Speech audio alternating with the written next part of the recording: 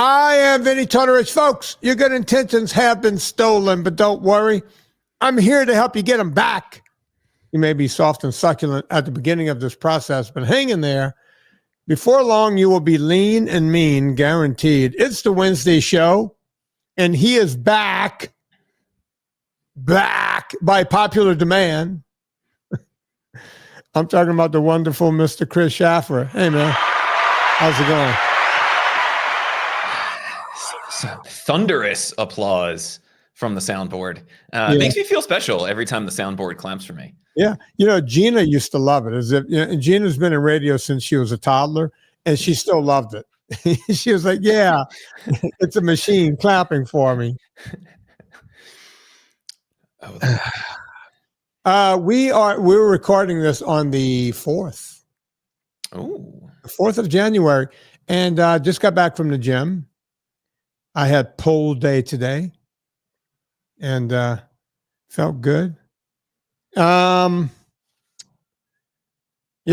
that's all I have to say about that. I don't know what I've just become that gym guy that tells other people about their workout. It's pull day. Yeah, it's a gym. Should have seen me. What'd you bench? I benched. It was pull day, not push day. Yeah. Yeah. There's a guy, he's about my age. He might be older, but he's African-American and black don't crack. So he, by definition, he looks younger than me, but he could be 70. And he came over and he had one of my phrases that I always use. You know, I was doing lat pull downs and he goes, you know, you're doing that like they're paying you to work out. You know, you're paying the gym. And I said to him, I said, you know, that's one of my things, right? If you go to a third world country and you go, yeah, in America, we go to a place, it's a facility, and we have to move really heavy things when we get there. And the person from the third world country would go, wait a minute, how much do you get paid for that? Sounds like a grueling job. It's like, this is the part you're not going to understand, third world country guy. We pay them for the privilege to go there and move that stuff. It's pretty crazy when you think about it, right? And it doesn't even generate electricity. I know you and I have had the conversation in the past about if only we could harness all the people at Planet Fitness on the treadmill or on the elliptical machine and somehow use that to power that gym or the grid itself. Maybe we'd get something more done, you know, use a human powered treadmill instead of an electric treadmill. Believe it or not, I had an idea for a gym. And, you know, look, when I was in LA, you know, everyone wanted me to open up Vinnie's private fitness facility. And I never wanted to do it as a private gym, right? Where the celebrities came. Because I actually used to go into a couple of those gyms where it's like only celebrities and super duper rich people that actually are the agents and whatnot for the celebrities. And someone was like, hey, open one of those. It's like, well, we have enough of those. And I did have a few clients that I almost got it pushed through, but I didn't have the tenacity to get there. I'm just going to make it very plain and simple. I wanted to open a public gym, not a big box gym, but a medium-sized gym, right? Kind of like a smaller Planet Fitness type of thing. And I wanted to do it to prove that this could work. And I wanted every treadmill to have a small generator box in front of it, grabbing the energy that's being expended on the treadmill to make the treadmill a zero-sum energy thing, right? And on the machines where you didn't have, and the same thing with the stair machines and the whole thing, and the machines where you didn't have a motor running it, like a spinner or a rowing machine or an elliptical machine where you're putting all the energy in, they would also have the little generator. And all of this would be going to a battery bank to make it a zero emissions gym, right? The whole gym is being run by the people in the gym. I thought it was a fabulous idea. I got a few people on board. Of course, it could work in a place like California where people's heads are so far up their asses that they go, oh my God, you know, we're saving a tree. whatever they think they're doing with an electric car, then I think it could have worked. But if I couldn't get it to go there, I just abandoned the idea. It's never going to work in Virginia, Any thoughts on that, Chris? So I'm just over here doing some quick math. And it looks like running on a treadmill, they're saying for an hour generates somewhere between 500 and 600 watts. Right. So now I'm Googling just the average household consumption of energy. And it looks like it's about 7,000 kilowatt hours, or sorry, 2,700 kilowatt hours. So it's 1,000 watts to a kilowatt, right? So you need somebody running about 7.5 hours a day to cover what an average household would use. I don't know what an average electricity consumption of a gym would be. Obviously, we know it's more than an average household. But if you have 100 people running 6-7 hours a day, you would think that would pay for itself. Well, what you got to remember is some of the machines in the gym do not consume energy, right? Like an elliptical machine. That's not taking, you might have a little screen in front of you, but that screen can be run on a couple of D batteries. To give you an example, the little screen that runs on a Concept 2, you literally have to put over 4 million meters on your machine before you run through a pair of D batteries. We're not using a lot of energy in a lot of these machines. If you have a sauna or a jacuzzi or any of that, you're burning a lot of energy. And maybe you can't get to zero, but you could get pretty close. I would venture to guess you could get pretty close, especially if you don't have like jacuzzis and saunas and steam rooms, right? So in typical internet fashion, Vinny, if someone has ever thought of it, it's a thing. So here they're saying, according to Nicolo Gas and Power out of the UK, the average gym uses the equivalent of 10 to 15 households, which is 30 to 50,000 kilowatt hours. Okay. Right. Which is not nearly as much as you would think it is. And I'm assuming, without diving into this, because this is not what we had planned to talk about in our typical fashion, but I would assume that an average gym would include treadmills and TVs and all of those kinds of things, unless this was done in the 70s, right? So 50,000 kilowatt hours divided by 365 days a year, that's 136 kilowatt hours per year. And we said it was let's just go conservative with this. So it'd be 136 kilowatt hours per day times 0.05, right? Because we said it was 500 to 600 watts. Right. So you'd need 68, or sorry, I guess it would be double that, right? It'd be 136 times 2. So you need 272 hours of people doing elliptical work, which is what, an hour across 10 treadmills, like 24 hours a day across 10 treadmills. Right. That's not that much. And that's not accounting for things like the elliptical and some of the other things. If you go into a Planet Fitness, there's more than 10 people on a treadmill at any given time. Right. And if you go during rush hour, everything is filled. Right. So, and like I said, some of the equipment are not using a bunch of energy So moving on, I didn't mean to get caught on that, but I thought random thoughts with Chris and Vinny to start off this Wednesday. Yeah, there you go. You have anything over there, Chris? I do. I have two things. First, you mentioned going to the gym, and one of the things that you and I talked about with Anna in terms of New Year's resolution was me adding a little bit of muscle. I've been doing a lot of body weight stuff, especially since I moved, because I don't have a gym. I don't know if I told you. I decided I'm going to keep doing that until Quitter's Day, because I went to the gym when I came back from my parents, and it was full of people. And so I said, there's not a better day to do that than on the day that everyone else is giving up on their resolution. And I know that's coming up like next Wednesday. So I was like, I'll just keep doing some body weight stuff until then. I have a kettlebell. I'm getting around. I'm doing some of those kinds of things and just keeping my current level of fitness up before I dive into that. But I thought you would appreciate that, because I said, you know what? I think that can wait a week so that I don't have to just stand around and stare at the wall. And when I go back and there's no one there, I'm going to love it even more. And they'll probably love me a little bit more just for showing up on the day when everybody else is not showing up anymore. Well, Chris, let me ask you this. What's the Friday after the 14th? What date is that? The 17th. That's going to actually be Quitter's Day this year. Okay. Because people, so it'll be another week and a half, basically. Yeah. They always say Quitter's Day is the 14th, which is 2 weeks. But New Year's, when it's in the middle of the week, and by the way, you're going, come on, Vinnie, you sound pretty certain about yourself. Yes, when it comes to this, I've been in gyms since 1971, right?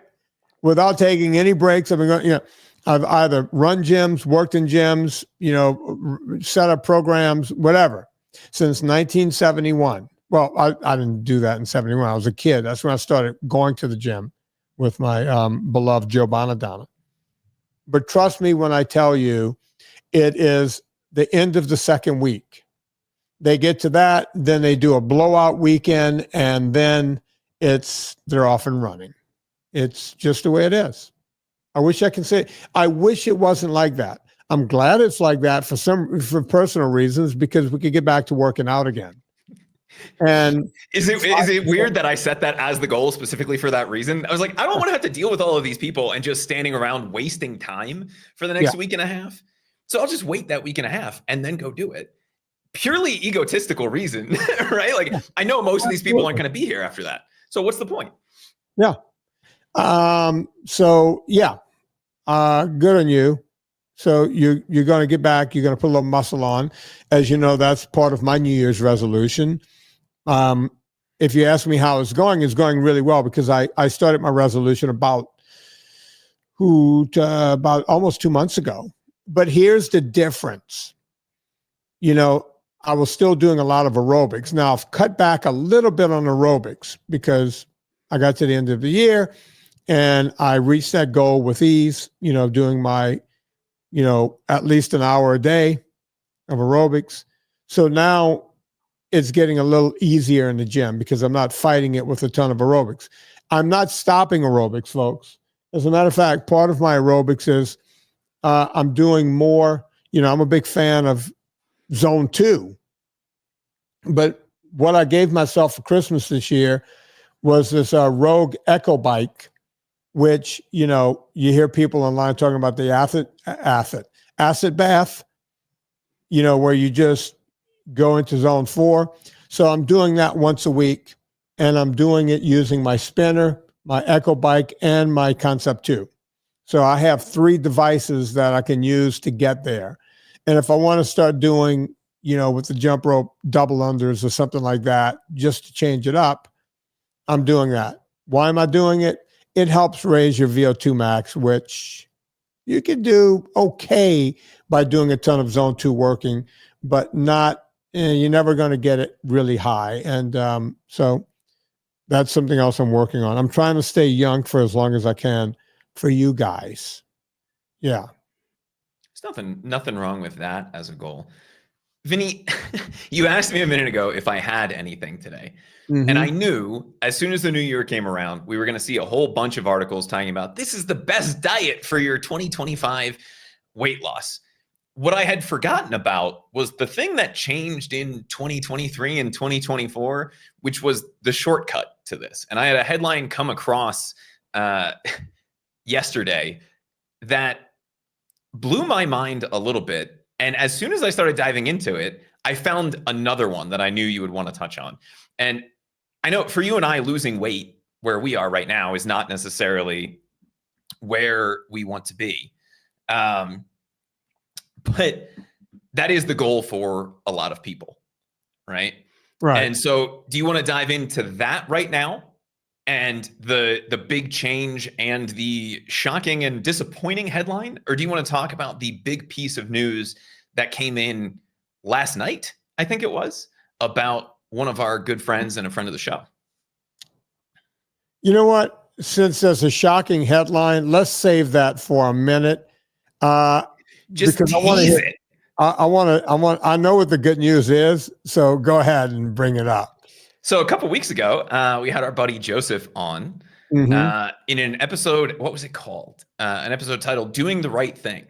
Yeah. Right, and he was talking about waiting on little baby Vinnie, and I believe little baby Vinnie is now little baby Vinnie and not future little baby Vinnie. No, and little baby Vinnie, because remember, he and his wife did not want to know the sex of the baby ahead of time. So Vinnie could have been a girl, right? Which I think is awesome. Come on, a girl named Vinnie, by definition, you become a supermodel, right? You have the coolest name in the world. And by the way, I saw pictures of Joe's wife. Did I send you that photo too, Chris? No, you just sent me little baby Vinnie. Oh, Joe's wife. We saw Joe on the podcast, right? His wife is a knockout. This is a woman, Chris. I'm going to send this to you right now. This is a woman that just delivered a baby, right? And I'm like looking at her going, wow, she's got it together. What does she do? Makeup or something?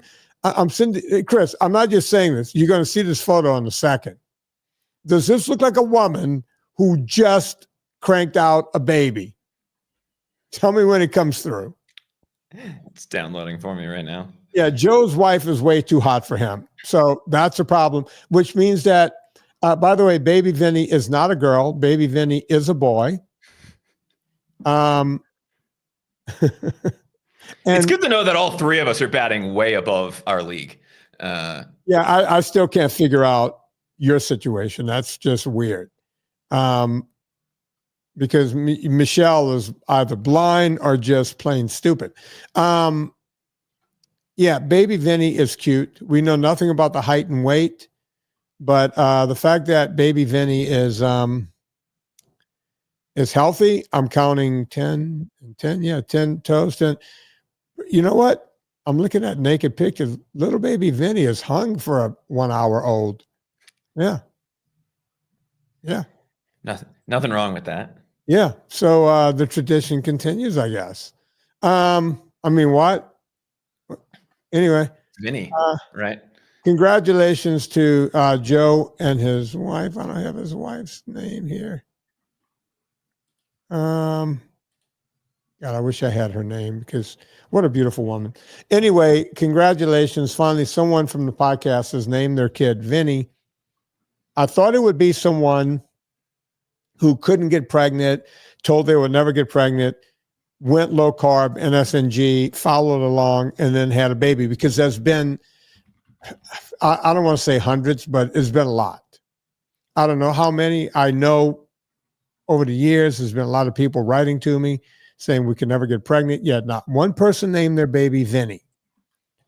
This guy did. Joseph did. So there you go. Chris, you look like you were something. Oh no, I'm digging around just to see if I can find his wife's name really quick, but I don't see it listed anywhere. I'm sure he'll write you congrats on them, and a new adventure to go along with the crazy adventure that they've been on, running a small restaurant in a small town on NSNG principles, which is not necessarily an easy thing to do in any town, but they've gotten a lot of love out of it. If you guys haven't checked that episode out yet, I believe it was 2 or 3 Wednesdays ago. It's an episode entitled "Do the Right Thing." So go check that out if you haven't had a chance to listen to Joseph and his story yet. Okay, Chris, what are we doing here? What do you got for me?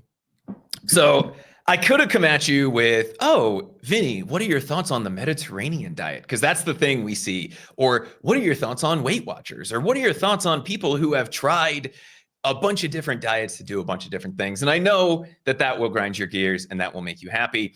But I had a survey of 1,000 people come across my newsfeed this week, and I wanted to read you just the headline. New year, a new approach to weight loss. Almost 3/4 of British women are considering using GLP-1s in 2025. Before we dive into that, what is your immediate reaction to the fact that 75% And I don't want to exaggerate too much. It's 72 and change, right? Which is why they Okay. said almost 3/4. So Yeah. not quite 75, but 3/4 of people That's close enough.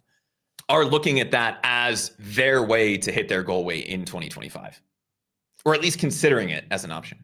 Okay. I get it. I have friends. I have family.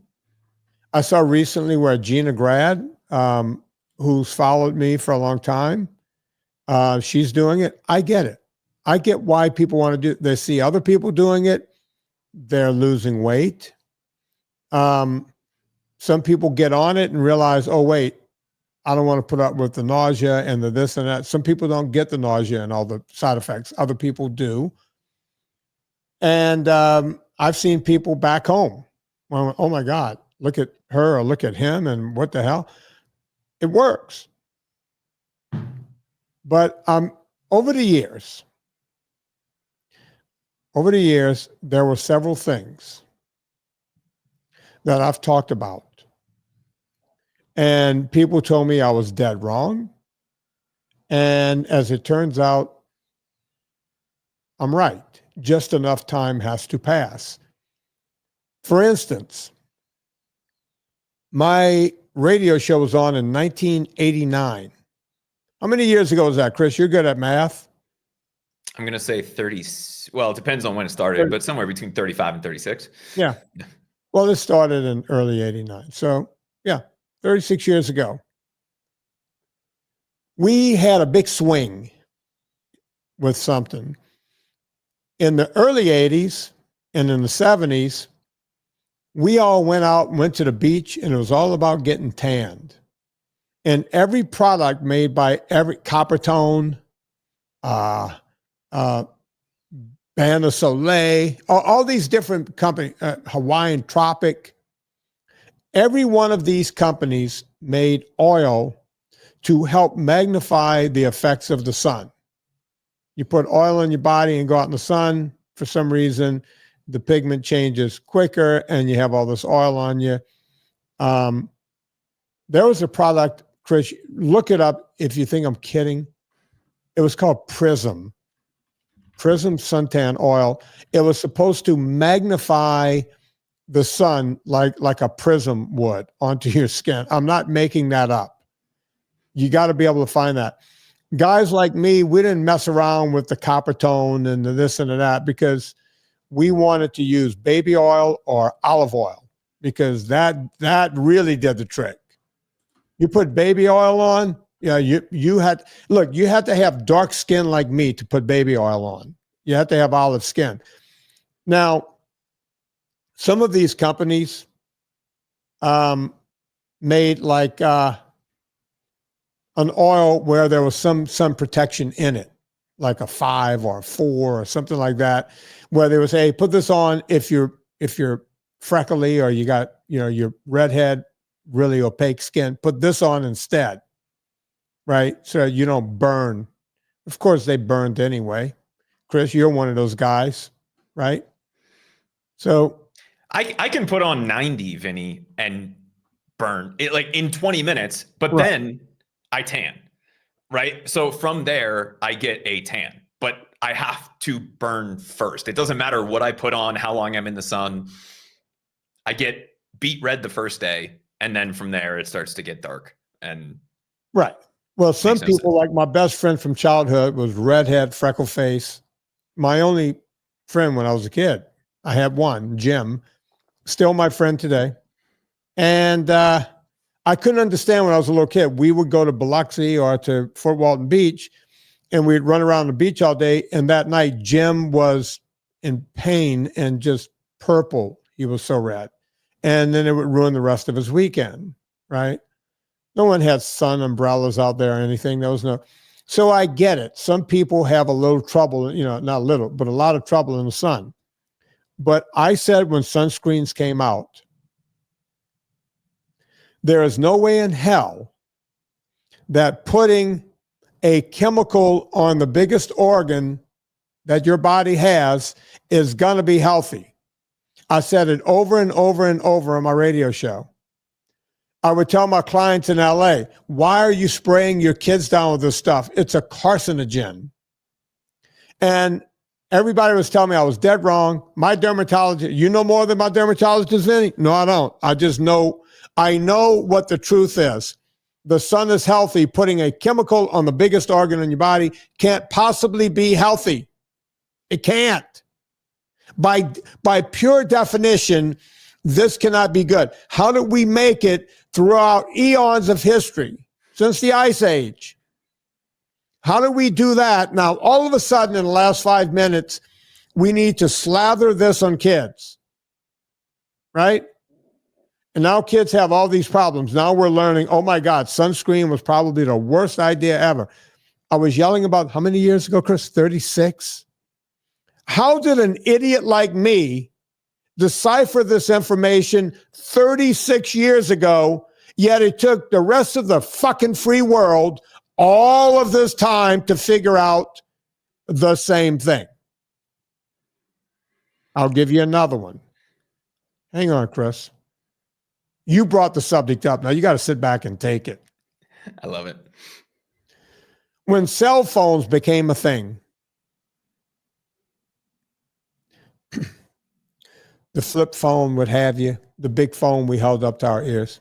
At some point around the beginning of the flip phone era, all of a sudden there was a story out there. No one could substantiate the story. It's kind of like the straw up the nose of the turtle, the sea turtle.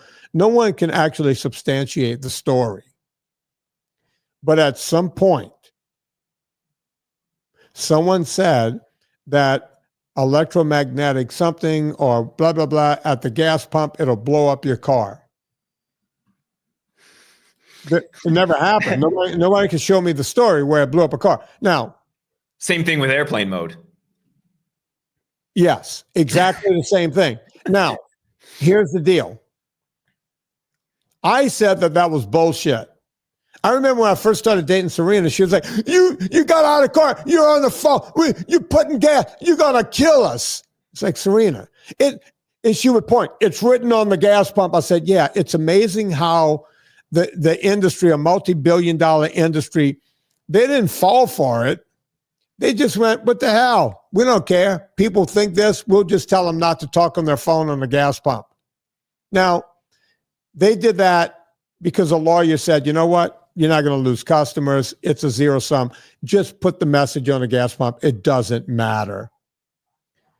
But my contention was, if this was even a remote possibility, every gas pump around the world would have a guard standing there tackling people if they got out of their car with a flip phone. The same with the airplane. You got to turn it off. You got to turn it off. It's gonna make this plane crash. Is that what they used to say, Chris? It's gonna crash the plane. It's even more crucial around takeoff and landing because it could screw up the gear that they're using to land the plane, even though it was a theoretical thing that no one has ever actually observed. But the first time somebody's phone rang next to a speaker, and Vinny, you may remember this, now that we're on digital, it doesn't happen. But the old analog cell phones, where before it would even ring, it would go cha-chunk, cha-chunk, cha-chunk in your speaker because you get some of that interference. Right. If you had something playing over the radio, you would hear it because of that electrical interference. They went, it must interfere with all electrical things. And it must, you know, if Vinny, if the thing about cell phones and gasoline was true, there wouldn't be an America because every gas station would have exploded in the 50s, 60s, and 70s when every dad stepped out of his car smoking a cigarette to fill the car. Right.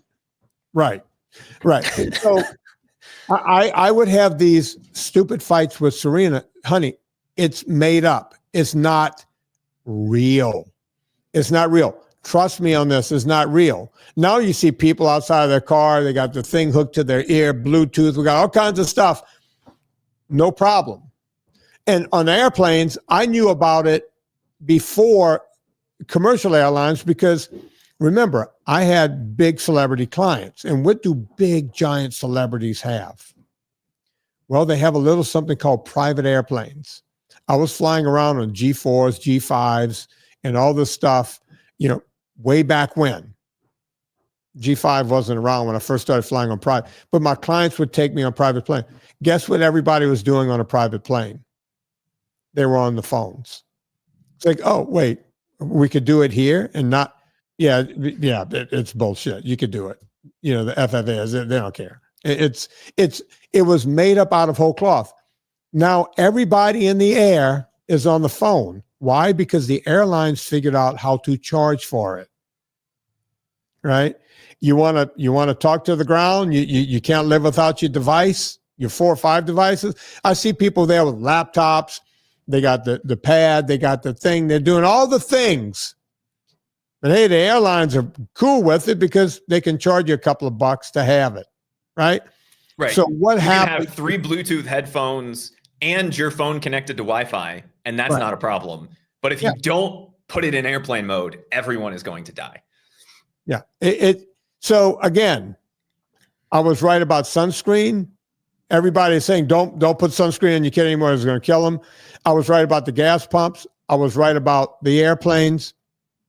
And I'm also right about something, and it's coming around. And I started yelling about this when electric cars became a thing. It's like electric cars are worse for the planet than petrol cars. People go, oh, you're stupid, Vinny. What are you talking about? It's like, think about it.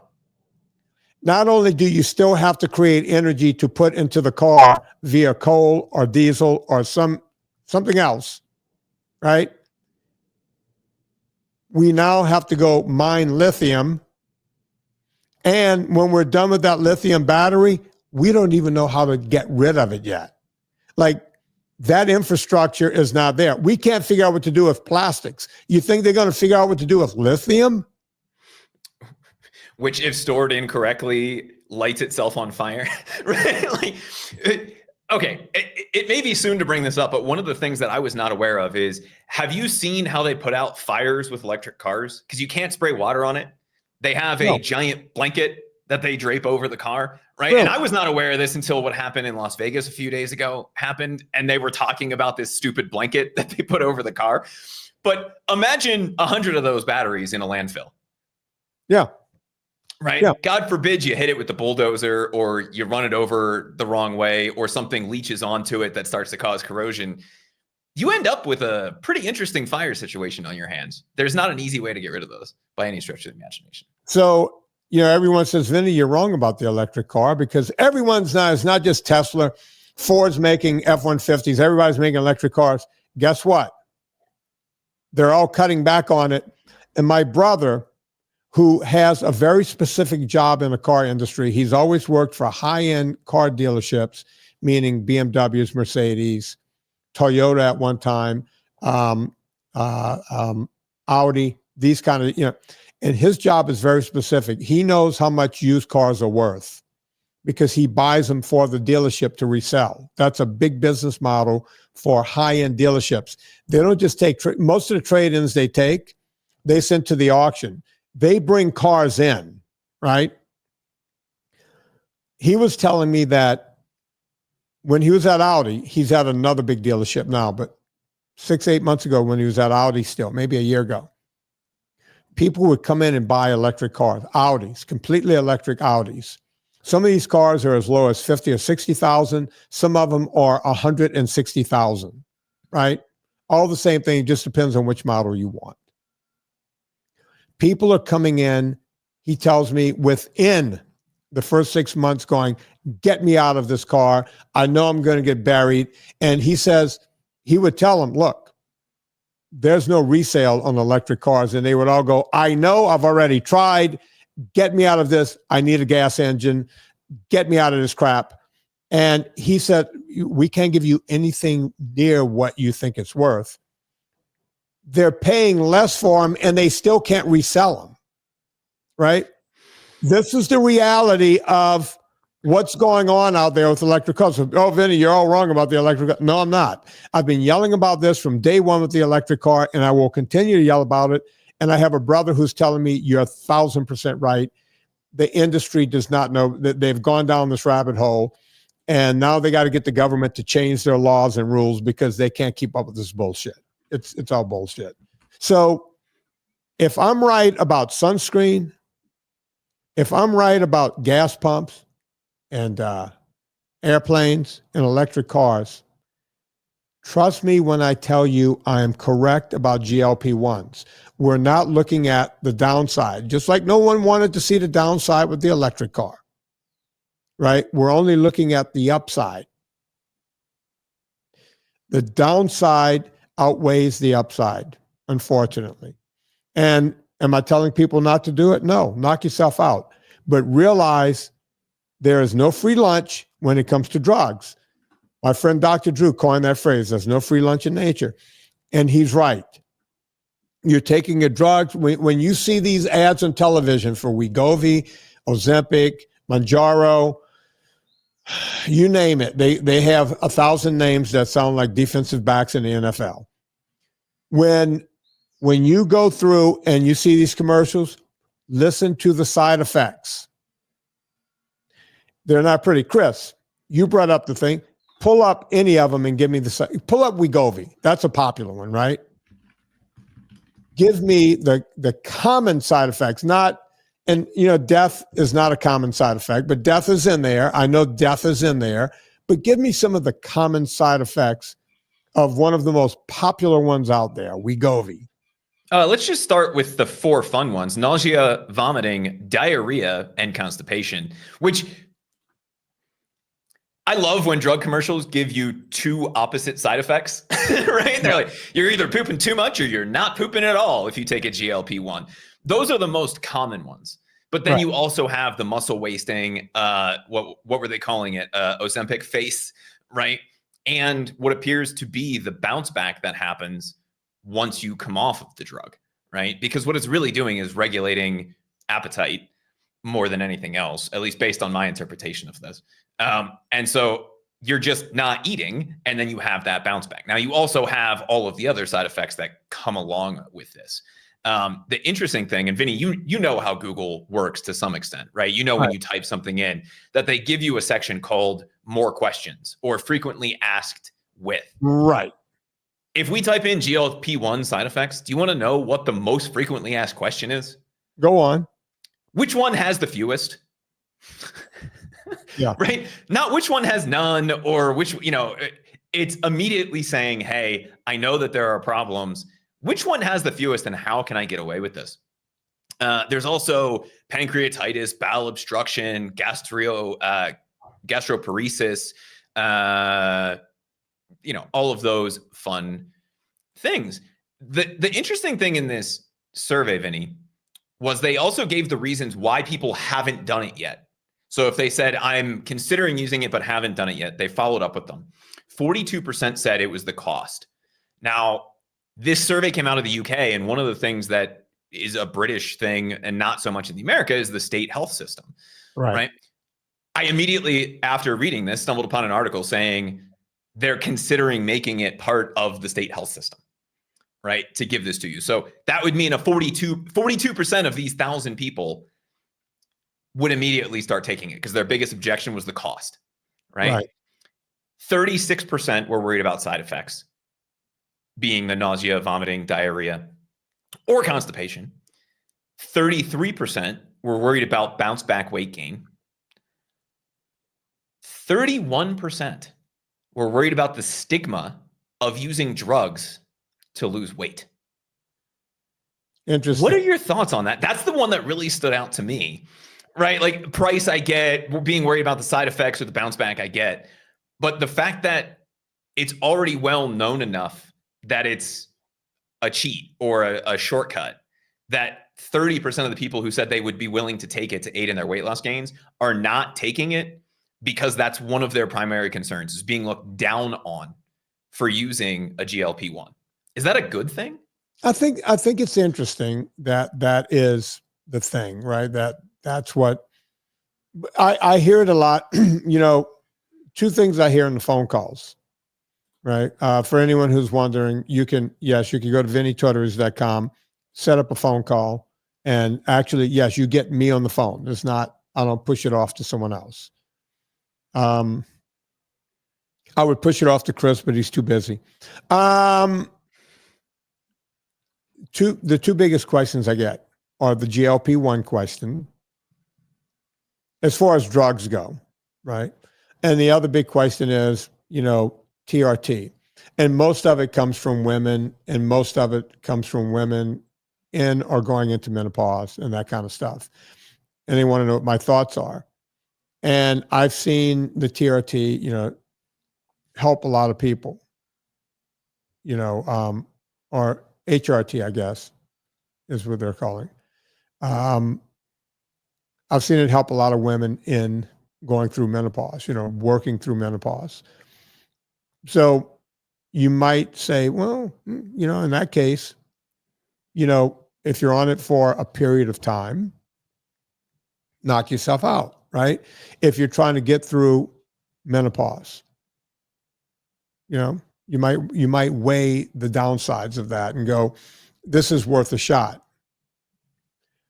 But when the guys tell me, hey man, I just don't have my fastball anymore, or I can't perform in bed, or I'm not performing the way I used to, or I'm going to the gym, I'm not seeing results. I would question what you're doing in a gym, because I'm a 62-year-old guy with low testosterone. I refuse to take anything.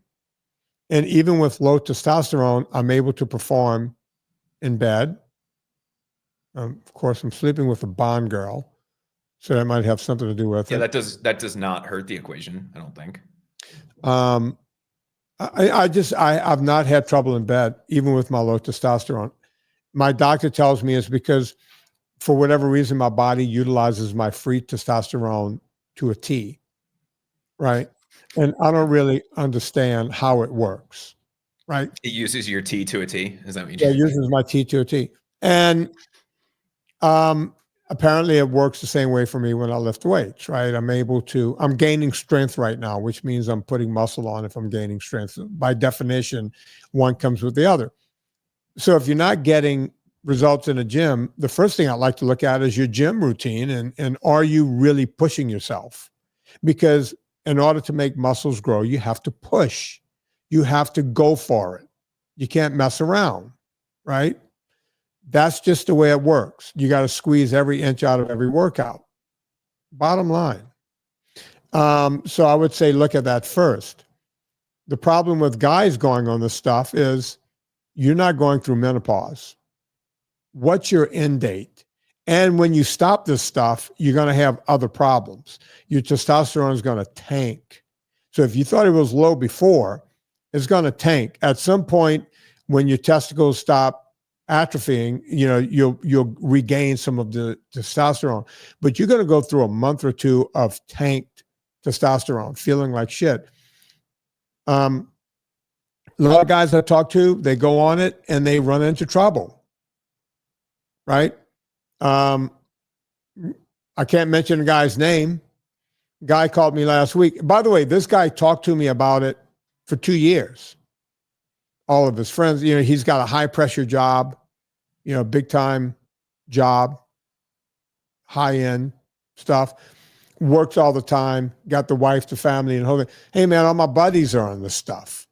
All of my buddies are taking this stuff, and they're all telling me how great it is. Guy's in his early 50s. And I'm saying, look, don't do it. Try to get more sleep. Try to relax more. Don't relax. Don't call having a drink relaxing. That's counterintuitive. I know you think you're relaxing when you're having a drink, but you're putting a chemical in your body. It's not relaxing, right? Try to get better sleep. Do things like go use saunas and go to the gym and work your ass off and do all this stuff. But at some point, he finally called me. He goes, dude, I'm going on it. Right? It's like, okay. And he went on it with a doctor. He did one of the methods. They either put pellets or they give you a shot or whatever. And then the next time I talk to him, he calls me every 2 or 3 months, probably 3 months.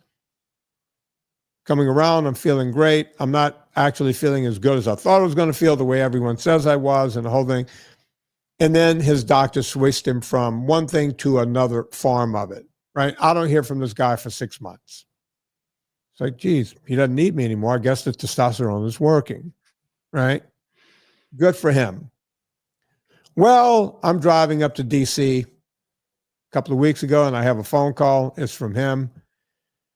And he goes, man, I got to tell you, I'm having trouble with the hormone replacement therapy.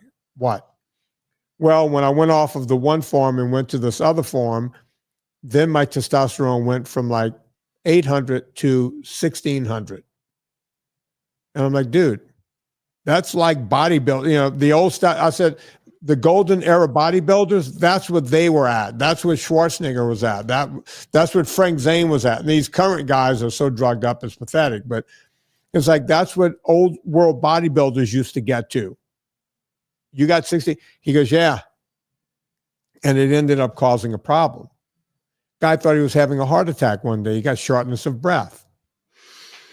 Very, very short of breath. And he goes, rushed to the hospital, emergency room. Turns out my heart was fine. Everything was fine. But his estrogen levels, you see, when you raise one, you have the opportunity, you know, progesterone's going to go up, estrogen's going to go, everything's going to go up.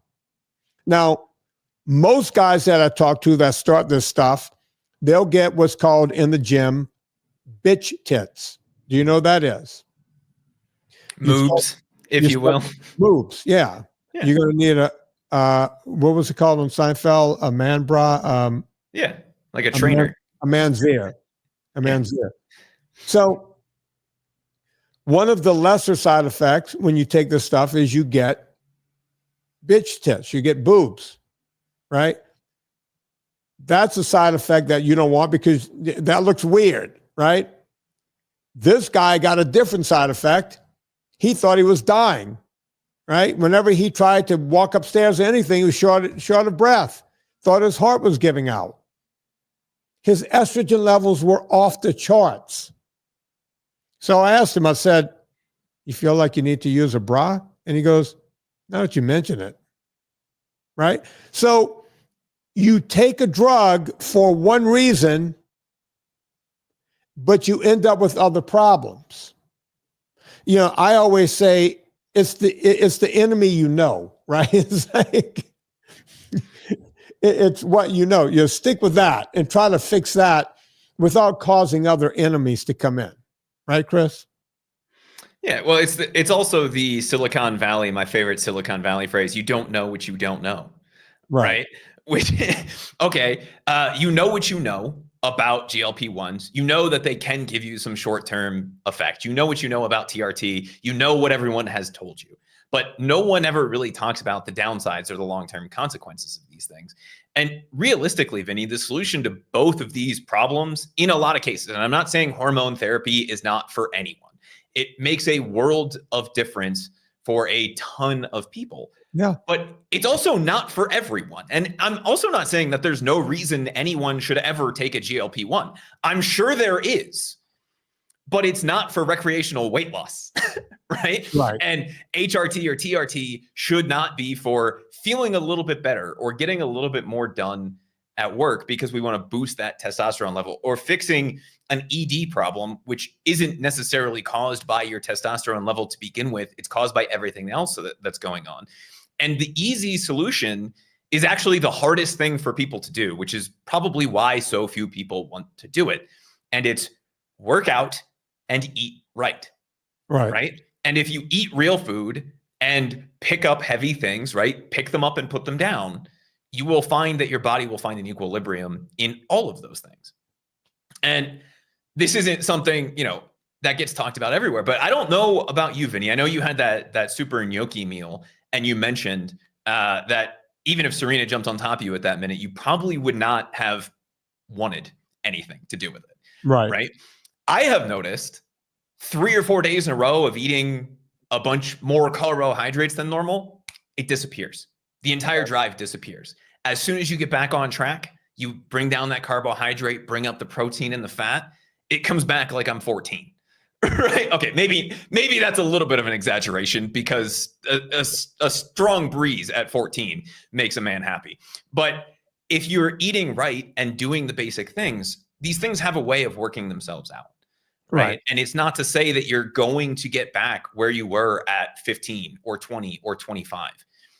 But it also doesn't mean that you can't get any of that back, whether it's your mental determination, your performance in bed, whatever that is. You can balance your hormones most of the way with just diet and exercise, as long as you're doing the right things. And it's very hard to do them in the world that we're in. And it's much easier to go get a once-a-week testosterone injection or get a GLP-1 injection with your semaglutide pen, right? Especially if you can get it for free, or you can just get a prescription online and they'll send it to your house. God knows what's in it, but they'll send it right to your door, right? That is a much easier solution for people because it's at hand. It's not something you have to use any willpower to deal with.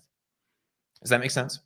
It makes total sense. And, you know, look, over the holidays, I had, you know, the European family here, and there was no shortage of cakes and chocolates and, of course, the pecan pie and all the stuff.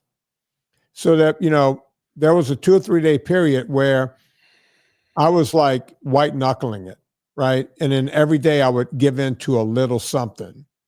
And even though Kristen Scott Thomas wasn't here, Sammy Scott Thomas was here. And I went, close enough. Where's the wine? Right?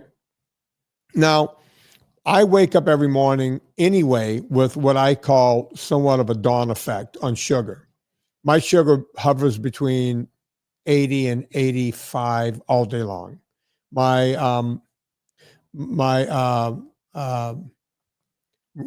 keep saying GLP-1, so I want to say that my blood, my average blood, your glucose, yeah, is always 4.7 or 4.8, my AC1s, right? So I don't have a problem with, you know, with sugar at all, other than the fact that I want to eat it all the time. But even though I wake up, even though all day long I'm at, you know, 80, 85, something like that, I wake up every morning if I check my blood in the morning, I guarantee you, if I see anything in the 90s, like 98, that's crazy because I'm always like at 103, 105, which is high for me, right? So I have that dawn effect that a lot of people talk about, right? Some people, the dawn effect is 140, 130, because, you know, for whatever reason, I was waking up every morning. My fingers are still sore. I was pricking them so much. I was waking up every morning, 110, 112. I think I saw 114 one day. I can go back through the log and tell you. And then I would pull out a second strip, since I had blood coming out of my finger anyway, and I would check my ketones. And I always wake up at 0.7, 0.8 because I live in ketosis. 0.2, 0.3. That's not even really being, my body is still showing ketone bodies, but that's not even being in ketosis when your blood sugar is at 110, 112, 114. And you're showing 2 and 3. One day I woke up with a 00. That was the night after the Christmas meal, right? I went, there's no way I'm waking up with any ketones because I had the pecan pie and I had wine. You know, I went for it that night. But I'm here to tell you, here in the 4th of this month of the new year, right after Christmas, I got right back in. We talked about that in the VIP group. I didn't wait around. I was still going to the gym. I was still working out. I just got right back in. And every morning when I wake up, 97, 98, 101, 102 has been the highest. My ketones are back to at least 0.7, if not 0.8 or 0.9. So it's amazing that when you do the right things for just a few days, and by the way, feel better, my workouts are better, my sleep is better, and I wasn't that far off the reservation. I got to tell you, I was waking up as an old man. I still wake up at least once during the night to go to the bathroom, take a leak. I was waking up 2 and 3 times a night, right? Sometimes just waking up in a fidget, right? And I was blaming it on the fact that, oh, I had alcohol, I had wine, right? But there were certain nights when I didn't have any wine or didn't have any drinks whatsoever, but I indulged in gnocchi or whatever the thing was that was being made, right? So I went back to it's like, wow, this is the way people live all the time, right? And I can't imagine living that way. I can't imagine feeling like that all the time. It's not a good way to go at all. When you're in it, though, you don't know that you're in it, right? You don't know that you don't have to wake up 5 times a night. Right. You don't know that you don't have to feel bloated. It's just the way of being. And you and I talked about your date night jeans, right? Your skinny jeans. Not mine, but yeah, when women have their skinny jeans, date night jeans. Right? Like, and as somebody who was 250, probably closer to 260 before I started dropping weight, I didn't realize that your pants weren't supposed to leave a mark. Like that, that button mark you get when you're kind of pushing up against it. Every night I'd come home and take off dress pants or a pair of jeans or whatever it was. And you have that on your gut for 20 minutes or a half an hour until it kind of springs back out into shape, I guess is the the way that I should phrase that. But you don't realize that you don't feel normal, right? Like you and I may have talked about this. When I was at my largest, I needed 500 to 600 milligrams of caffeine a day to function. Yeah. Right. I didn't realize that it was just because I was living in a fog from the changes in blood sugar, from all of those things. And when you're in that, you don't realize it. And when because you slowly change from that, you completely forget when it resets, right? You forget that that's not how you always felt, because it's not something that happens overnight. And you can't necessarily say, hey, I felt like this yesterday, I feel like this today. It becomes just the new state of who you are. So when you go the other direction and you do indulge for a day or two, that's when you start to see the consequences of it. But when you're living in it, you have no idea, because it's just how life is. Yeah. You couldn't be more correct. Chris, we're going to make that the final word. Anna Vocina and I will be somewhere on the 15th. We're going to be in Washington, D.C. at the something bookstore. Chris, do you have the information there anywhere? I do. Bold Fork Books. Bold Fork Books. Yeah, we're going to be there. And you can buy tickets ahead of time. Where can they find those tickets, Chris? And the tickets are only a couple of bucks, right? Like $10 or something? Yeah, it says $10 to $30. If you go to Eventbrite, you can find it. We'll also link this up right inside the show notes for everybody. But yeah, $10 to $30 is what they're saying currently. Yeah, so go get your tickets. Come hang out with me and Anna in DC coming up on the 15th. That's in about a week or so. Can't wait to see you guys. So come on out. Everything is shipping at purevitaminclub.com and at purecoffee.com and also at NSNG Foods, which makes the Ultra Fat. Everything is shipping, folks. And Chris and I could not be happier. So go check all of that out. You know what to do. Rate and review this podcast. If you go to Amazon, before you go to Amazon, go to VinnieTortorich.com. Click through the banner. It puts coal on the fire, gets my train down the track. On behalf of Chris Shaffer, my name is Vinnie Tortorich. Put life into living, and let's do it with the guess who.